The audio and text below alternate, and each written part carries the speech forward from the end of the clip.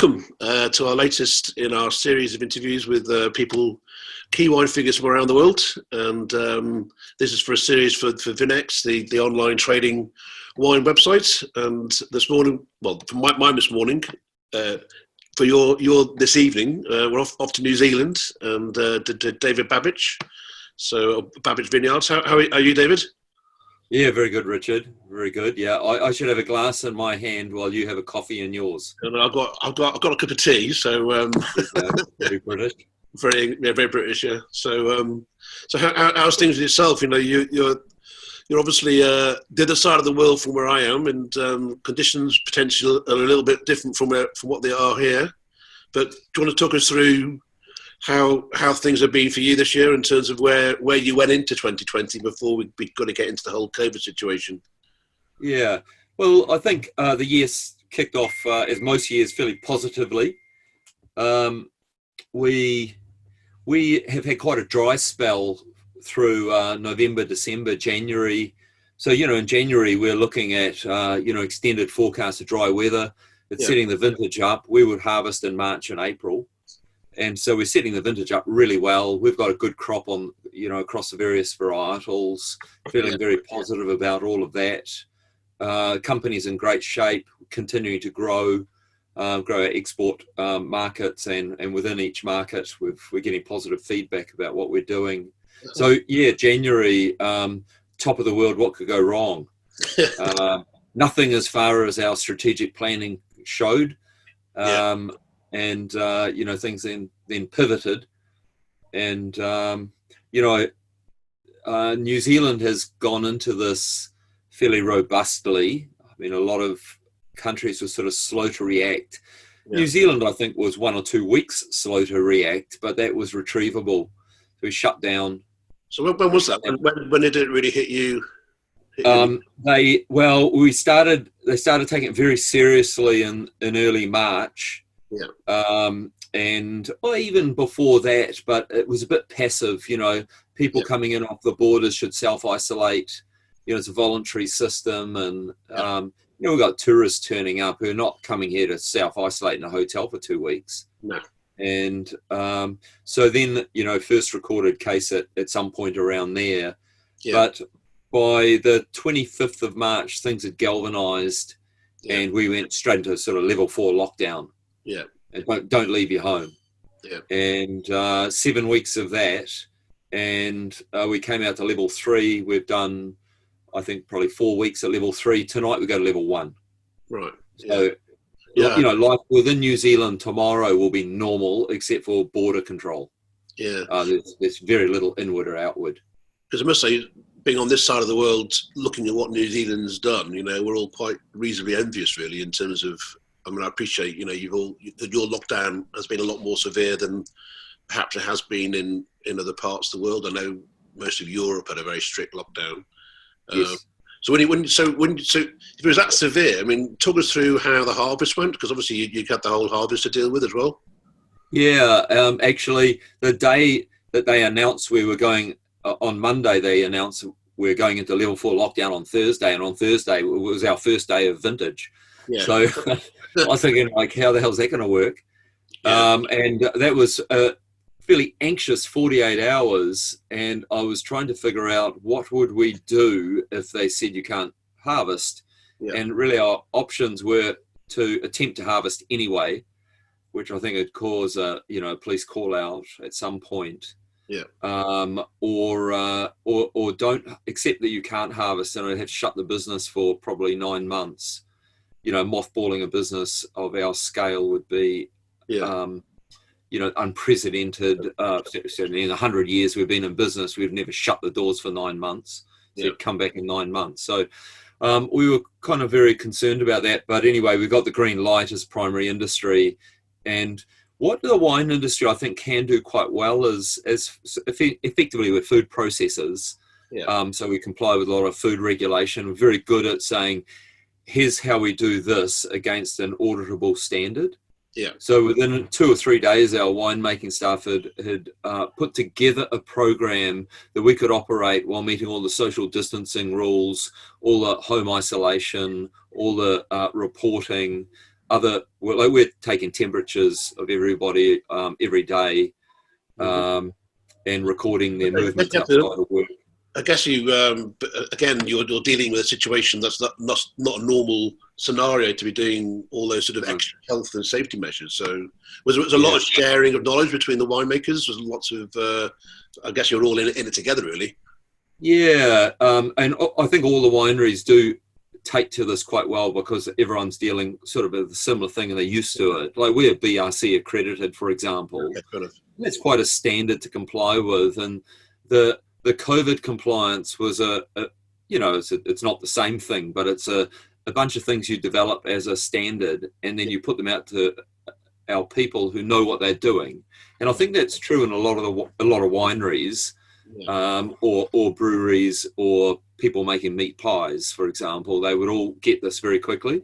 It's the guys who are chopping down pine trees and maybe having sheep stations and stuff that really have done nothing like this before. Be a bit more foreign for them to deal with. Okay. But we got into the vintage, and that rolled out really smoothly. We decided we would just go for it 24 hours a day right from the flag drop, and look to get it in, because what we were really concerned about, we had a lot of foreign people working vintage for us. Yeah, I was asking that. And for the whole Marlborough industry. So we thought, look, let's just go for it, because if one of these clusters breaks out in Marlborough and the truck drivers and the harvester drivers start dropping, our supply chain, in order to bring it in, is going to go down, and then we're really compromised. So let's get it into a tank. Mm-hmm. So we did the harvest in about 10 days. Wow. And what would be the normal process? We could spread that out over 4 weeks. Yeah. Normally, it kind of is a bit weather dependent, but we had no pressure from the weather. The weather was perfect the whole time. But we're capable of doing that. Last year in 19, we did have weather pressure, and we did the vintage in 9 days. Yeah. So it's just as quick as you can harvest. Yeah. It's really the constraint.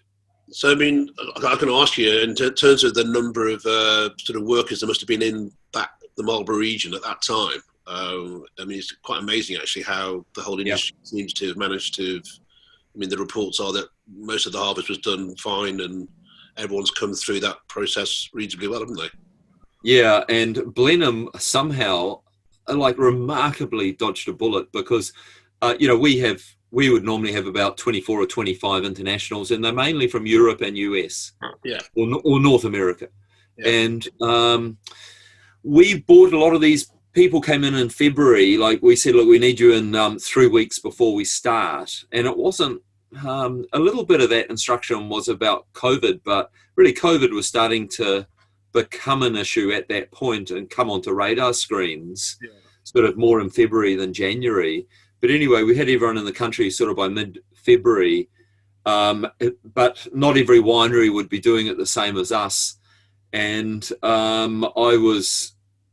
would have put anything down that Blenheim would have an outbreak associated with some foreign workers who'd come in the last 2 weeks and brought the virus in with them. But Blenheim really, in total, maybe had 10 cases, and they were not really from the international workers at all. It was other clusters. Yeah, and you didn't have issues with some of those workers wanting to go back to their own countries, or was that when there was that ban in place in New Zealand, they couldn't travel anyway, or? Yeah, it was starting to lock down. There was a point where people were given the option to get out, especially like the Germans who were repatriating their citizens. I think we lost one person who said, look, I've got an opportunity to go home. I'd better take it. I need to get home with my parents. It was a good reason. And but everyone else said, no, we'll stick it out. Yeah. And interestingly, a lot of these people then, they still have trouble getting home. So we've rolled them into the vineyard, and they're now pruning the vineyard. Oh, right. So our winery workers have become our vineyard workers. All right. So they've got employment till about September. Part of the Babich family for a while then. Yeah, pretty much, yeah. Well, tomorrow's level 1. If they want to become tourists again, they're free to do so and put a backpack on and head off. Okay. And some of them will do that, Okay. Now, what's the situation with New Zealand in terms of your travel? When you say it says level 1, I mean, does that mean you can then now leave and travel and do things, or people come into the no, country? we can do whatever domestic travel we choose, but the borders to New Zealand are understandably tightly controlled. Right. Okay. So there's not many flights in and out, Right. and the flights coming in are mainly Kiwis coming home. Right. And but I can't do a business trip, for example. Like I could, Right. I could go to the US. Right. I'd have no travel insurance for COVID-19 Okay. health cover, and then when I came home, I would have to isolate.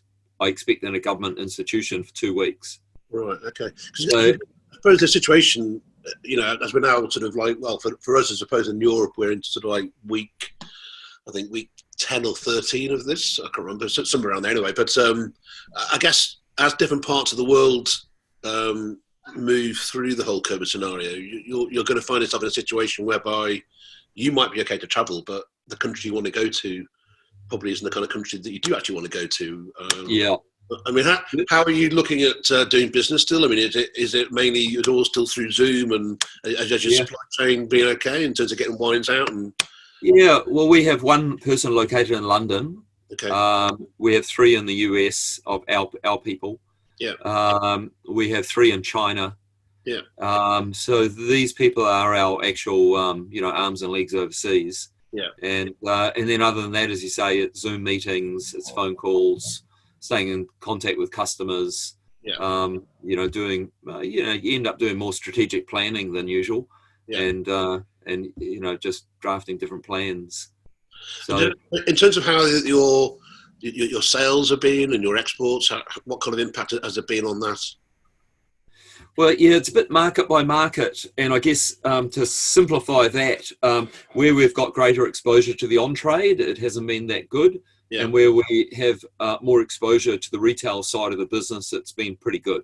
Yeah. So overall, I think really in April and May, we're certainly down because some of our big markets, we do very well in the on-trade, and those distribution partners are really 50-60% of their business isn't paying their bills. Yeah. And without a capability to pay the bills. The worst are the Caribbean and the Maldives that are nearly 100% hospitality. Yeah. Okay. And they are actually mothballed. Yeah. Our Maldives distributor is closed, and all their customers are closed. Right. Okay. So some of them are 100%. Yeah. But I guess your core markets would be what are your main core markets? Core markets are USA, Australia, UK, Canada, China. So quite a mixed bag. The big 3 for New Zealand is US, Australia, UK. Yeah. And for you, are they quite evenly spread across the on and off trade, or? Yeah, the US is more, Babich in the US is about 30% on trade. Right. So, we're fairly affected there.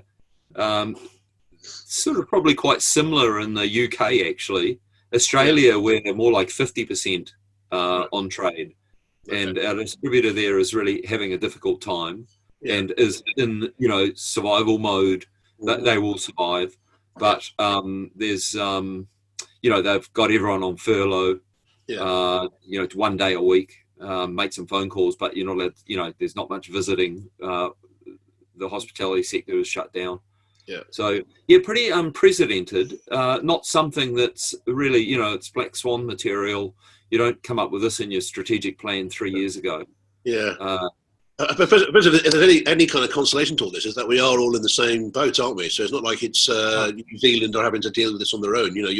Every country is either supplying wine in a completely different way as they were before. So yeah, what I think it does do in thinking about it is, if you look at the supply side, the distribution side, and the trade side, who a recession or this situation who works through it best is large brands through large distribution into large retail.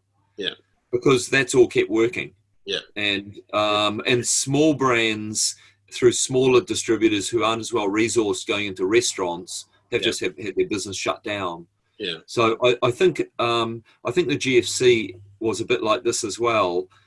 Generally, the ones who operate best in these very difficult times are the large end of town. Yeah. Yeah. No, so I think very much the kind of the feedback that you're seeing through all the kind of Nielsen statistics around around the world. That it's those big power brands that are able to, and also I suppose consumers don't have the time or the opportunity to sort of be in a retailer browsing through a wine aisle.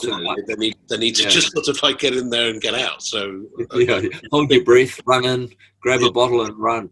Yeah, I think that is it. And the big retailers, whether it's in the UK, US, or Australia, they have remained open in a lockdown. Whereas in New Zealand, only the supermarkets. There's only 2 supermarket chains, or end owners. There's only 2 of them, and so all supermarket was open, but just about everything else was shut. Right. So the greengrocer was shut. The only place you could buy wine was at a supermarket. Okay. So that doesn't suit small brands. Small brands just get locked out for the period, and so I think these things are a case of unintentional. No one's designed this, but the big definitely benefit and get bigger, and small lose out. Nielsen does show it, but Nielsen tends to report big brands through big trade. They don't report ma and pa supermarket selling, some small brand. They don't collect that data. Yeah, but I suppose the situation is different in every country, because I know, talking from a UK perspective, although the supermarkets have stayed open, lots of the independent wine sector has really boomed at this time. The online and the independent. So actually, there's been quite a lot of opportunity in the UK for a bit more adventurous, experimental wine buying, as well as the mainstay in the supermarkets. So yes, and I guess every market is different. Everywhere you look, it's completely different scenarios about how the lockdowns in Italy, France, and Spain were far more severe than they have been, arguably in America or the UK. So yeah. I think that is the channel split. Besides big bricks and mortar retailers, online has really had the business driven to its door through a sort of form of necessity, and people not wanting to leave home, just deliver the stuff to the front door. And is that an area that you've been involved? Are you strong in online, or is not particularly? Only really through our distribution partners. I mean, we do sell wine from the winery online domestically here. It's pretty small. It'll never be a big thing for us. No. It's not the part of the business we're really chasing, but through some of our partners have got good channels to into the online channel. Okay. But I think for us, really, where we've had good retail exposure in bricks and mortar, supermarket style, that's where we've really seen it in the UK and in the US in particular. Okay. Some of our retail outlets have struggled to stay in stock. They've had 100% growth in the business unexpectedly. Yeah. So in terms of how you look forward now, I mean, do you look at this as being a kind of a once in a lifetime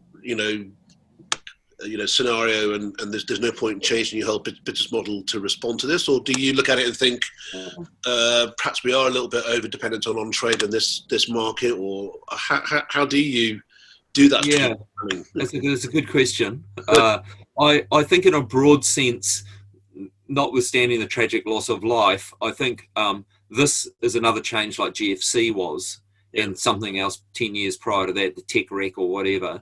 And these things disrupt what's normal. They either disrupt financial institutions that back the business world, or change your currency, or upset your customers more directly in this case, and by closing them.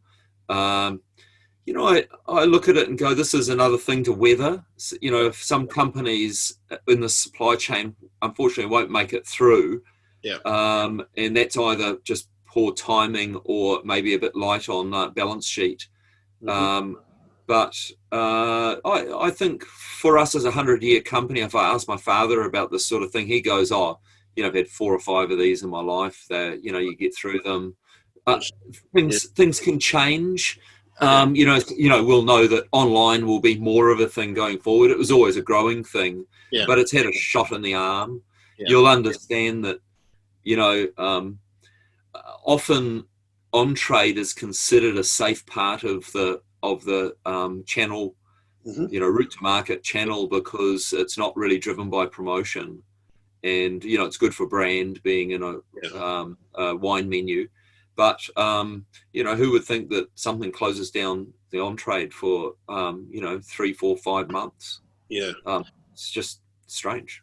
So, and do you envisage the way that you do business? I guess how many days of the year are you traveling, going to trade shows, doing in market events and dinners? Do you sort of look at that and think, well, this could be the situation for the next few months, or how do you look at that in terms of how you're going to actually do business?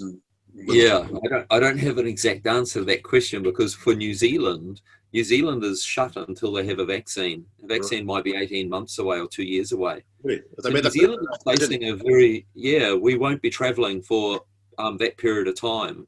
New Zealand has a really, we're not the only country that, there's a lot of islands in this situation, or nearly going to be in this situation. Australia is not far behind us on this.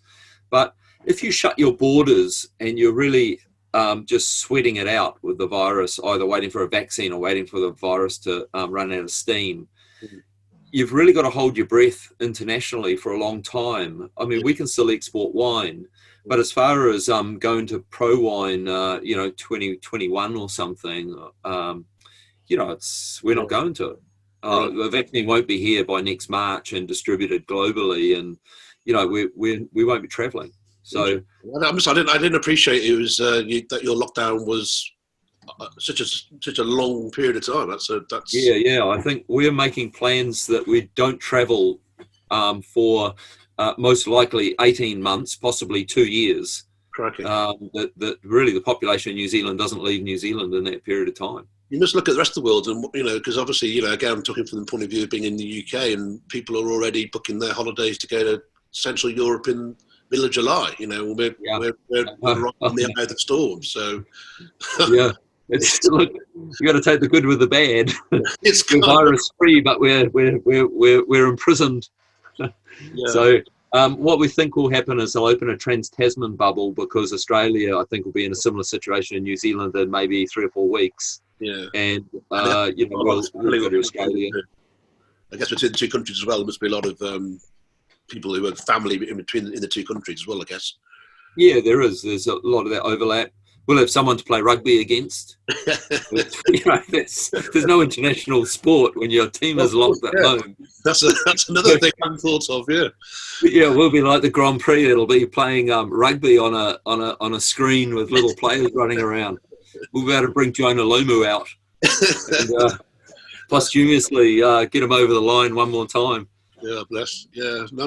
Well, I haven't appreciated thought those things through, but So going back to more positive things in terms of like just the business, the wine business as it is, and what you're doing in the vineyards and the styles of wine you're making. Do you want to just talk us through where you are with that, just in terms of, in case people aren't so familiar with the kind of styles of wine that you are making?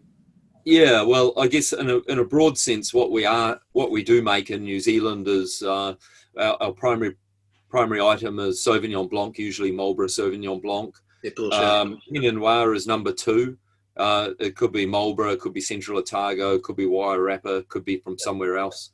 And after that, there's a range of things. Typically, Bordeaux red blends, Syrahs, and Chardonnays make up most of the rest of the main pack. Pinot Gris is in there as well. So what we're seeing is the thing that is growing faster than anything else is Sauvignon Blanc. Sauvignon is huge for us. It's 85% of what we do. It's moving towards 90%. and all the inquiries are about, can you give me more Sauvignon Blanc? Which is good. It's what we specialise in. It's what we want our reputation to be around.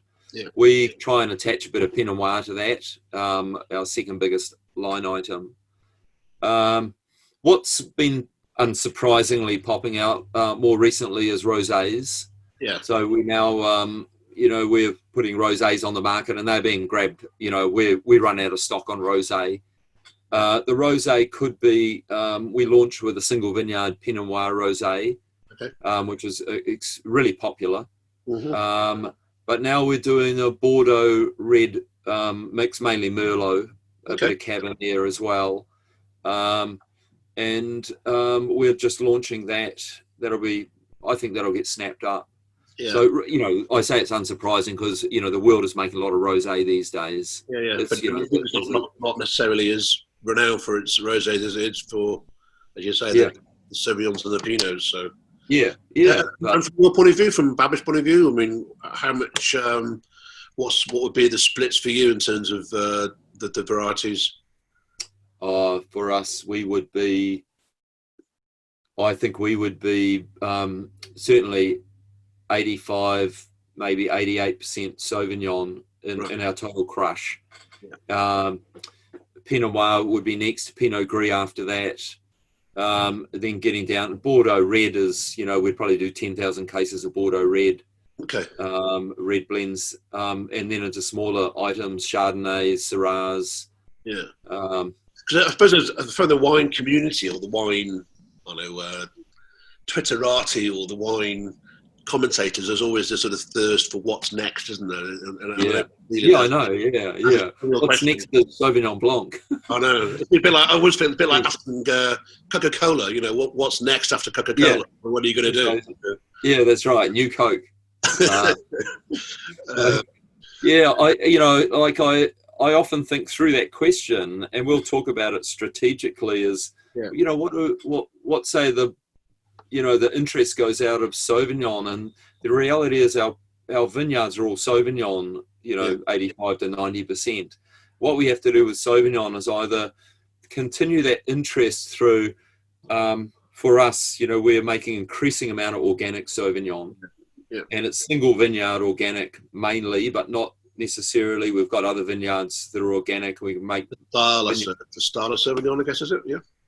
Yeah, it tends to be the vineyard that we've had the longest under organics is very stony vineyard. It's in Marlborough, and it's very mineral driven. Mineral is citrus, so that's very different to much more Sancerre like than Marlborough. Right. And if you had that blind, if we were at Pro Wine, you try that blind, you'd see its new world, but it'd really throw you, where is it from? Because it doesn't jump out as Marlborough like Marlborough tends to. Yeah. But that's got a lot of interest, not just us as sellers and trade buyers, but consumers are looking for organic and vegan, two strong growth areas. Yeah. And so I've seen recently that the Chardonnays from New Zealand are getting a lot of praise, aren't they, as well? I mean, I've read an article recently about how Chardonnay, could actually be New Zealand's sort of secret kind of the best variety that you could make in New Zealand. I don't know whether that might be a bit overstating it, but there's definitely more interest, isn't there, from different varieties.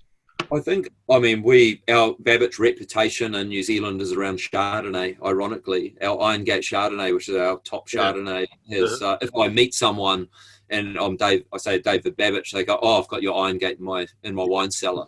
Would be the expected response that I mainly get. So New Zealand does do very well on Chardonnay. When I look at why New Zealand hasn't developed a strong international reputation around Chardonnay, I think this is because most countries actually do a good style of Chardonnay, their own style. But Chardonnay is easy to make well, whereas Sauvignon, you need the climatic factors to be right. And same with Pinot Noir. You can't make Pinot Noir in Barossa Valley, but you could turn out, say Adelaide Hills, you'd turn out a fairly decent Sauvignon, for example, or South Africa or wherever. But So I think Chardonnay is a very versatile grape for making a good wine out of. Yeah, And Sauvignon much less so, more difficult. Do you think, in a way, if you are saying, New Zealand's going to be in this sort of like lockdown for 18 months, or is it going to help perhaps the fact that you are so well known for Sauvignon that you don't? It's not like you're having to be in the market all the time, reminding the world of what you do. It's pretty entrenched that New Zealand is Sauvignon Blanc. So, is that potentially going to be a benefit through this time? Yeah, I wouldn't think it would be. I wouldn't think it'd be beneficial, but we are in a good position as an industry. Yeah, I think we can weather this, but again, it'll be the big brands that have in-market teams that'll be running around talking about their brands, and that's a lot of corporate multinational pushing of their New Zealand brands. That they will do this better than anybody. Yeah. So the larger you are, the better off you are because of that infrastructure. So do you see yourself having to employ more people internationally then, in terms of having more people in the market if you're not able to travel yourselves? Yeah, that's something I have been looking at. I didn't want to pull the trigger on that in the next month or so, but that's definitely a thing. I mean, we might look at a person in the UK, Europe, another person. We might look at another person in the US. Yeah. And we already have our US people go up into Canada. So we've kind of got North America covered, but we only have 3 people. We could have 4 or 5. Yeah. We're covered for China, but not really other parts of Asia. Yeah. Australia we can do from here, I'm expecting, with this Trans-Tasman bubble. Yeah. But the obvious thing would be put more people on the payroll internationally. I just want to see how deep this recession gets. Yeah, and how strong are you in China? I mean, China's pretty good. Yeah, yeah. I mean, China is a long game. It's not about quick wins. Yeah. We've been selling into Hong Kong, which is not really China, but we're selling into Hong Kong for over 20 years, more like 25 years, and we've been in China mainland for about 15 years. Yeah. We've tried different approaches to the market, national distributor, regional, provincial distributors, and we've settled on putting 3 people in the market. We've been in there really with feet on the ground for 5 or 6 years. We've opened a warehouse there and a Chinese subsidiary, it's good. I mean, we do take a long view on it. Yeah. The Chinese subsidiary is really about being able to deliver, a layer of wine, a dozen cases or something to a hotel for glass pour. So just being able to do that direct business out of a warehouse. Okay. So you're going to be used to living your life through a little screen for quite a while. Yeah. Staring out into the world. I know. My wife and I, we've got a house in Croatia, and we usually go there for June, July. Yeah. And we're not doing that this year, or maybe next year. So are you getting used to these virtual wine tastings? Then are you doing a fair share of those? Yeah, I've done a few of those.